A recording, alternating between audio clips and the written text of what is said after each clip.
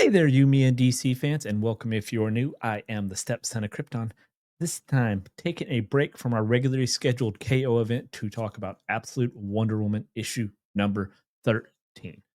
So, I don't want to waste a whole lot of time because we got a lot to cover. Let's just go ahead and get on into the issue.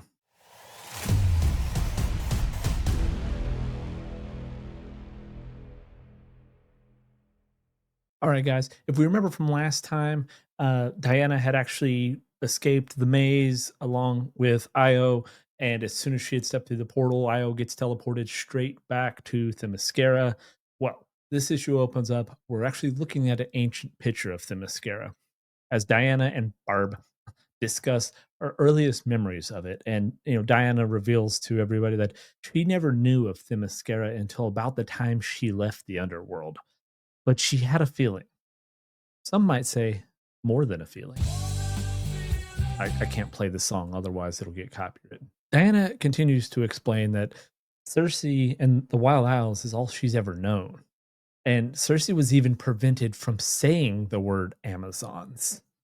Although it kind of makes you wonder, like, could she have said like Amazon Prime if she's talking about 2 day shipping? Can you even get that in the Wild Isle? But Diana continues on to explain that the mascara was ever changing in her mind because it was all about the readings that her and Cersei did and the feelings they shared amongst each other, to which Barb looks a little confused. As Diana continues, Barb is just fascinated by how Diana's mind works.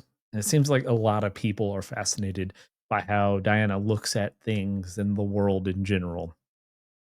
Just then, a report comes in of some kind of phenomenon that seems to have destroyed an entire casino in Reno. And it's probably just a crazy person who lost all their money. But regardless, Diana is off. However, it turns out, as Diana gets there, the building was empty as it was set to be demolished. But Diana senses something in the air, and then she sees something in the rubble. As she moves through the rubble, she gets this feeling of like dark energy around when suddenly she sees it. We got the crackle, bolt of electricity comes her way, and immediately Diana draws her weapon and swings at the energy being. And almost as immediate does she question, why was she so quick to draw her weapon? This isn't like her. Is it this place? Is it the energy being that's causing this feeling? She tries to apologize, to which it just attacks her again. Suddenly, the creature howls out, but it doesn't seem to be in pain, as it just brushes off her attacks. All the while, the anger inside Diana is growing. The more the creature screams, the darker the energy seems to get. She should just run away. It is what any normal person would do, but not Diana. And as it lets out another attack, it literally brings the rubble crashing down on her. And then as Diana rises from the rubble looking pissed, the creature takes off to the air, running away. Diana is quick to give chase, feeling more and more aggressive. But is it its plan? Does it even have plans? We see Diana return home, having lost the being. Reports coming in, and it would seem that once the creature left, the people's minds returned to normal, as has Diana's. So it would seem close proximity to the being is what's causing these dark feelings in people. Just then, Steve, he gets up and puts his jacket on. He's having to leave, being called back to base, but he does inform Diana that there were no fatalities during the incident, which is a relief to Diana. However, crazy energy being aside, they must continue to scan the archives for more information on Themyscira so that Diana might find her sisters and return home. As they continue the search, another report comes in, this time from Uruguay, the being made of electricity, and once again, Diana is off. So Diana gets to where the creature was last sighted, and she sees this lighthouse on fire and rushes to help. We all know Diana can't help but save everyone and everything. And with a little magic, she sends this spout of water up to extinguish the blaze. High in the sky, Diana sees the path of destruction it is leaving in its wake, and never has she heard of such a creature leaving behind not only emotional but physical damage when suddenly she spots it. But she needs to resist the urge to immediately draw her weapon. Crack!